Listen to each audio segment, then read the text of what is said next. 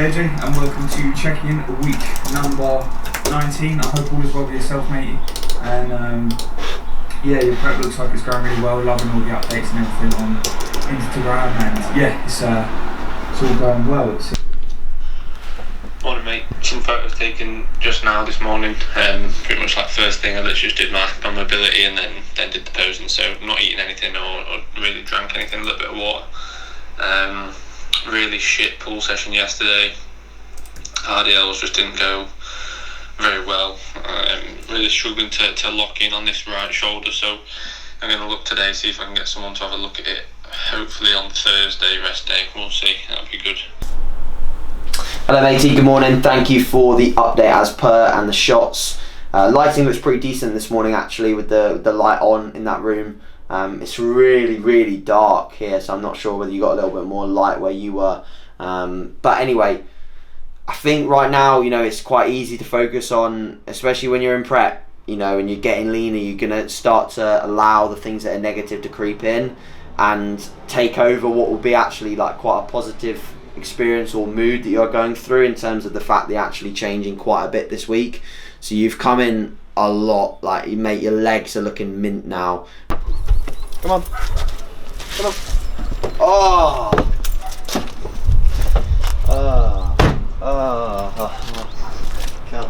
I can't tell you how happy that makes me. Alright guys, welcome back to Upshift. This is episode number 3, and I hope you're all good. Thank you very much for the support as always.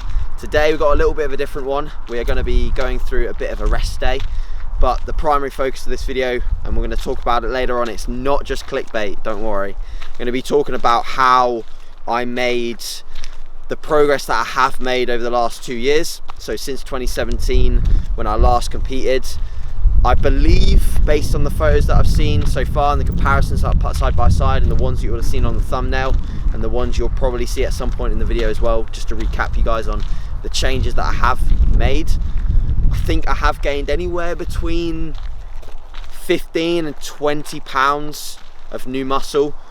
So with that being said, that is definitely defying the natural bodybuilding textbook, which says that you can only gain a pound of muscle each year or something ridiculous, something just totally unmotivating, but I'll talk more about that later on. So a little bit on my rest day routine. It's the same as a training day from the perspective of getting up and doing my bits in the morning.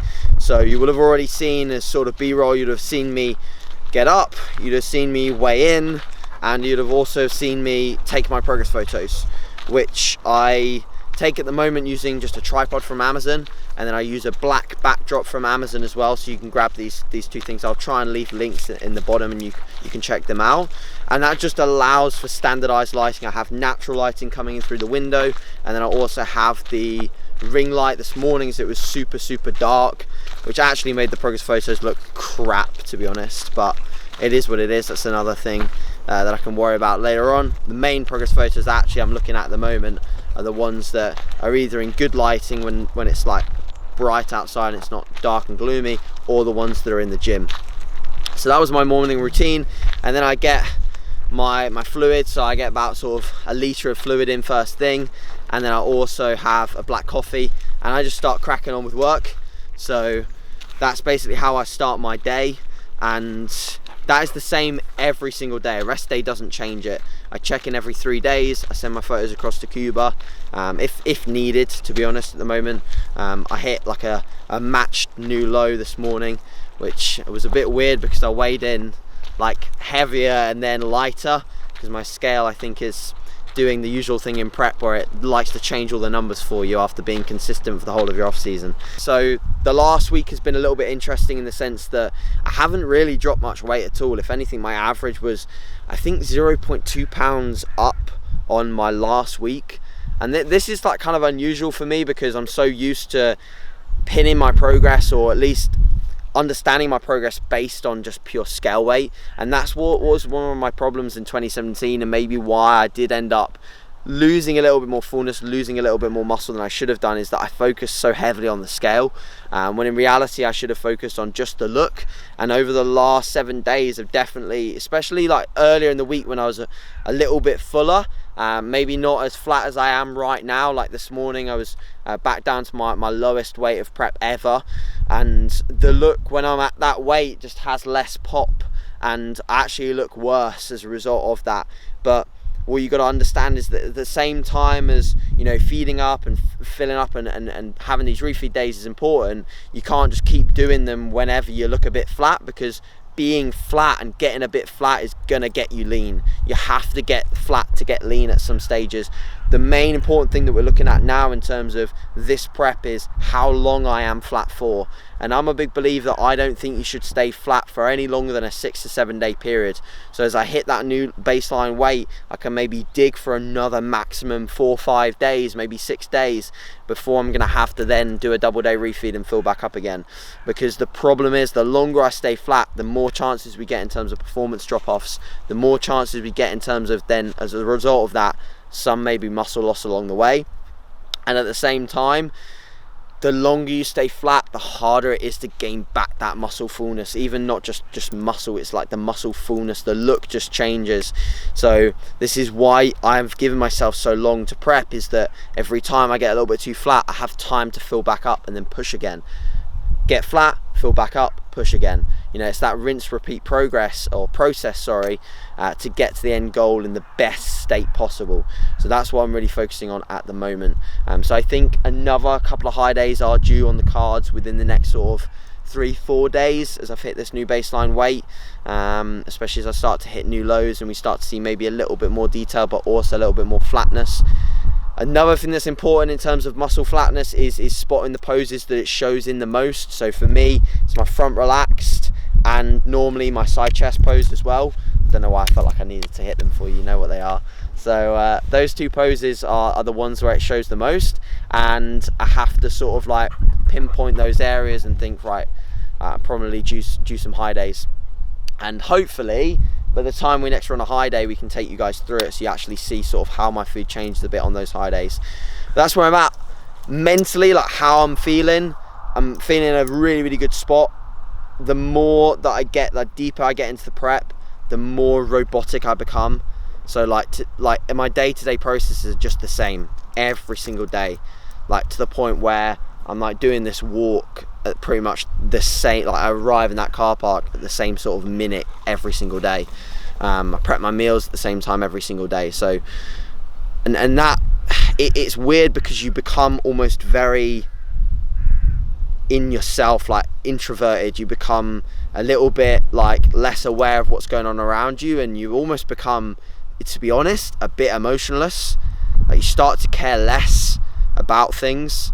And I know that sounds a bit like deep, but that's how bodybuilding is in a way. When you get leaner and when you get more focused on a goal, you do become a little bit detached to other things. And I was talking about this with a client the other day actually, who's doing his first ever like proper diet, and he was saying how he was becoming a bit detached from some of the things that are actually quite big in his life. And it is scary when that happens. So for you guys that are doing your first preps, be mindful that you really don't want to make any huge life decisions when you're prepping for a show, because you do become a little bit emotionless and you do tend to like act on feelings that maybe aren't true as a result of just the prep itself. It's an interesting endeavor, and I'm sure people in the comment section can probably relate to that emotionless feeling when you're prepping. So that's how I'm kind of feeling now. So I'm just making sure that I'm staying as level-headed as I can, and very much focused on my business at the moment. My business is growing at a rapid pace, to the point where unfortunately I'm having to like turn away people every day for inquiries for coaching, which is a pleasurable position to be in, but at the same time it's a bit upsetting that I can't help everyone. But that's where my head's at. Gonna leave this here, gonna crack on with this walk, get stepping, and we will see you in the next clips.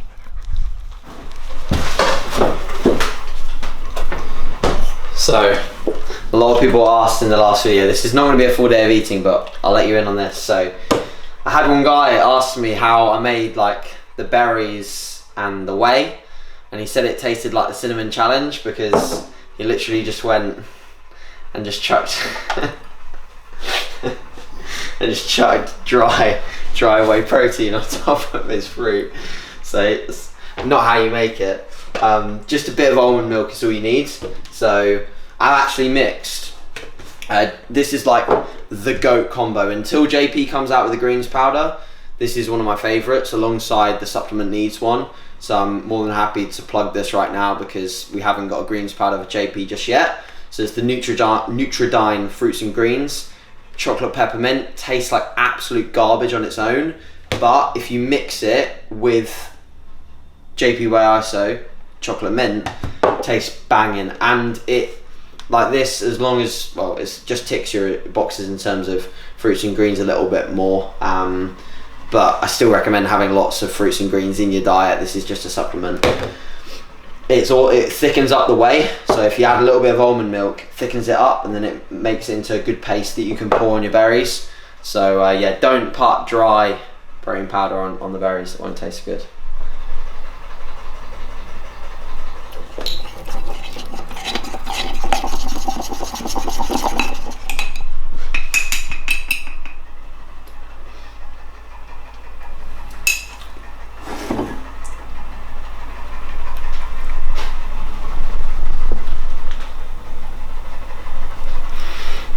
Voila!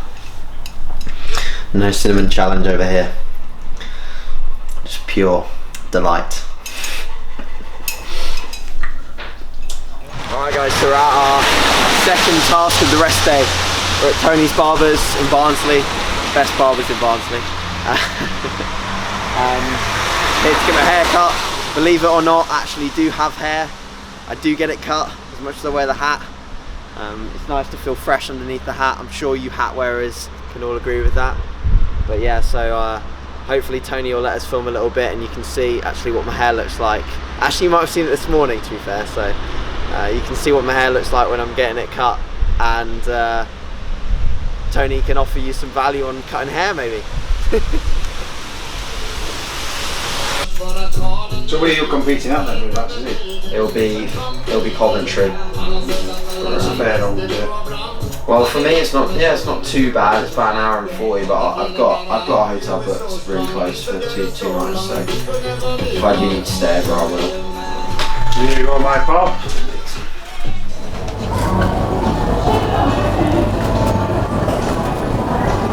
Green beans. We're going to try and do as much as we can, guys, but this is going to be very discreet. Don't worry, I'm keeping my distance. The mini fillets are the best because efficiency. You don't have to chop your chicken when it's in mini fillets.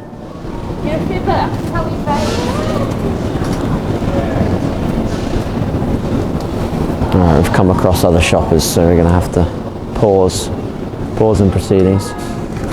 Right. A couple of rest days worth of salmon. So I have salmon on rest days at the moment, 120 grams. Question is, how do you say it?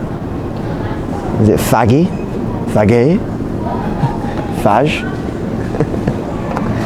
Faggy. Faggy. Comment below. How do you say it? Well, you can't comment below, can you? So that would require speech. Alright. This is the stage in the shop where I realise I should have written a list. See, the real question is, why is this not in the cold section of the supermarket? Because look at all this dark chocolate, it's just going off.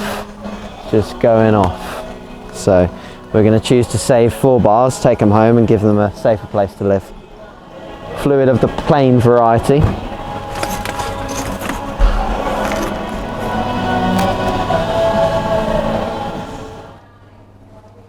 Got a problem. There's no raspberries. It's a good job that I came yesterday, isn't it? Because yesterday I ran out of raspberries and I stocked up. I took all of them. A woman said, "Do you need any more raspberries?" And I was like, "Well, yeah, actually." I took all of them and she said, "Do you need any more?" And I said, "Yes." But it turns out she didn't have any more. She was just complaining about the amount of raspberries that I was taking. Comment below if you remember at the start of my prep. This is like one of the one of the weirdest meals I ever had. Totally ran out of everything in the house, and we were on lockdown at that point, and so I couldn't really venture out without it being necessary, without staying alert. So I stayed alert, and I had a fish finger sandwich. So we're going to purchase the world's most expensive Epsom salts. But to be fair, as much as they do have an insignificant effect, the placebo is so strong that pouring a whole bag of salt in your bath pre-bed is amazing.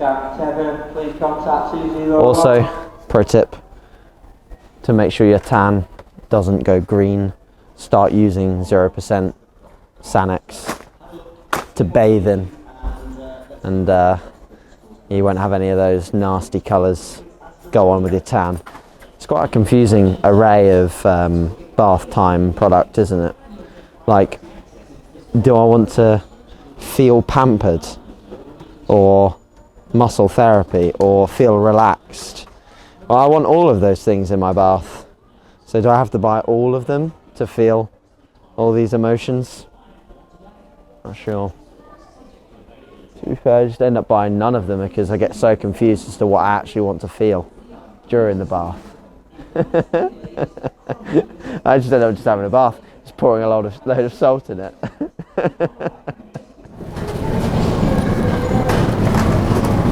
Alright guys, so we're back at the desk. It's about midday now.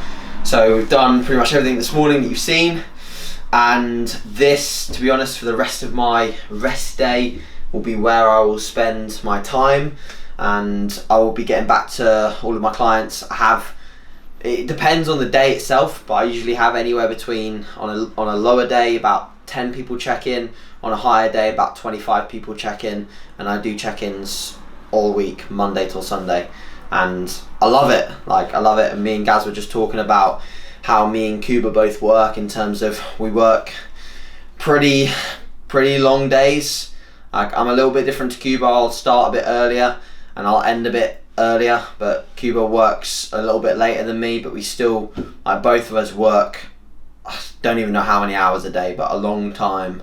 And yeah, I wouldn't change it for the world, but there's a lot of time spent in front of the iMac, which, by the way, was one of the best investments I made in my coaching business, is this iMac. Genuinely, you should, if you haven't got one, you're a coach and you work on spreadsheets, you should just do it. I thought about it for way too long. Anyway, meal at the moment, so this is meal number 2, like I said, about midday. Got 220 grams of both raspberries and blueberries, so the combination is 220 grams. 20 grams of 90% dark chocolate, and 250 grams of 0% Fagay, which, by the way, it says how to pronounce it on the tub. Me and Gaz just didn't see that bit, so clearly we don't read. We do read your comments though, I promise. And 30 grams of JP Way Cinnamon Danish, which, by the way, has mixed reviews. Had a few people say they don't like it. I like it, I really recommend it, and the people that have recommended it to buy it have loved it too. So, I don't know, maybe you got an off tub or something. And then, again, JP hasn't released an energy drink yet, but when he does, that's all I'll be drinking. Right now, I have a Reign. I have one Reign on every rest day. This is the Melon Mania. This flavour's okay in comparison to, see, Gaz likes the sour apple. I'm a fan of the sour apple. Gaz doesn't like the lemon. I'm a real big fan of the lemon. So there's some things me and Gaz disagree on, of course. You know. But let me know what your favourite Reign is. This is probably, it's between this one and the sour apple for me. But yeah, feel free to give me your feedback. And also, anyone that's you know, got dog hair all over it. Anyone that works for Reign, I'm actually running out of Reigns. So if you fancy sending me a few Reigns across to fuel me throughout my rest days, go ahead. I drink them all the time. All right, gonna crack on with this and yeah, get back to some of my clients, and we will speak when I'm going to basically talk you through how I gained 20 pounds of muscle over 2 years. and how you can do a very similar sort of transformation. So I'll see you then.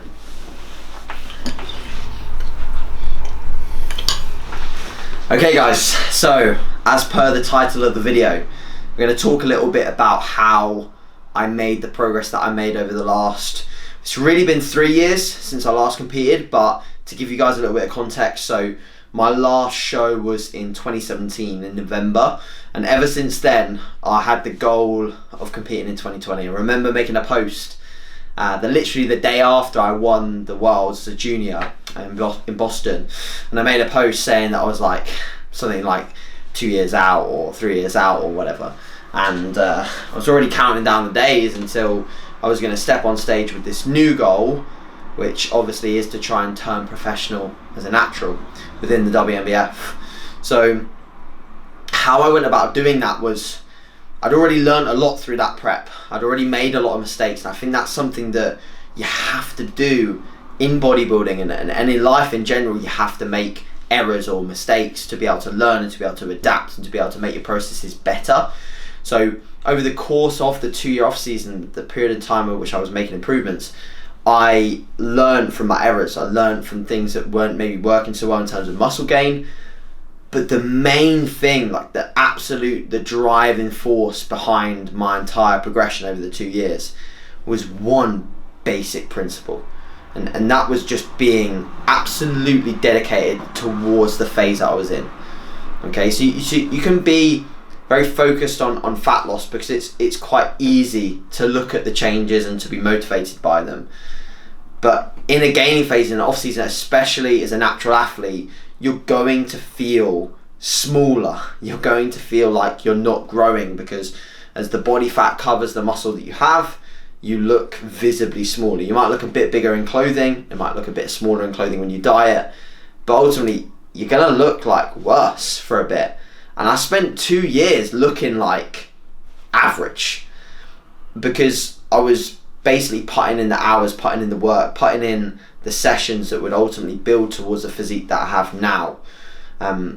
Behind that process was the basic principles that we all enforce at Trained by JP, which is progressive overload, but not just within the gym, within your diet as well. So I was progressively overloading my nutrition, I was progressively increasing my calories, and every single session I would go in with a plan. Every single session I had numbers to beat, whereas in the past I would definitely flirt with the idea of different training approaches, a higher volume session, a lower volume session. Throughout this entire off season I slowly transitioned, and it was a slow transition. I did multiple splits that were a little bit higher frequency, but my main split was a low volume, lower frequency split, or lower volume, lower frequency split than I'd ever run before. During most of 2017 I was training 6 times a week. During most of 2019 I was, and the most part of, the whole of 2020, been training pretty much 4 or 5 times a week, mostly 4. And the reason behind this, and the points that I want you to take, is that your work in the gym should always be quality over quantity. So drive your focus towards quality work, both in terms of volume and frequency. Every time you go into the gym, assess, am I here? Am I fresh? Am I mentally prepared for the session? Because that will dictate whether that session is providing value to you. Every time I went in, I was assessing, like, am I ready? Is this session going to be higher quality work? Is this session going to be lower quality work? Am I going to be able to progress my logbook? Am I going to be able to beat numbers? The whole time I was very, very focused on how could I drive these numbers up as high as possible whilst maintaining maximal accuracy. And I've talked about this a lot in posts, and this could be like a 30-minute video of me talking about this, but I'm trying to keep it on the main points. Within accuracy, within intensity, you will be able to develop those factors as a result of your training age. So the more that you train with people that can train more accurately and more intense than you, the better you will get at these things. So when I got the ability to train with, first person that I ever got to train with that I knew, I was like, wow, there's levels to this. And I've said this multiple times, but it was Dan Bastick. He's one of Trained by JP's clients, and he's been training with very good intensity, and he's still improving his accuracy like all of us, but very, very good intensity for a long, long time. And I remember the first session we had at Rip Gym, and we went on the Cybex hack, and he took me through a good few sets, and I was like, okay, there's a lot more I could be doing here. And that was, I think, at the end of 2017 or early 2018 that happened. And then, luckily enough, later in 2018, I got to train with Jordan at FLF, and again, it showed me another level. And of course, then I got the opportunity at the end of 2019, but also throughout some portions of beginning of 2019, we had a few sessions together, but there were only few and far in between. Was obviously training with Cuba and Jimmy as well.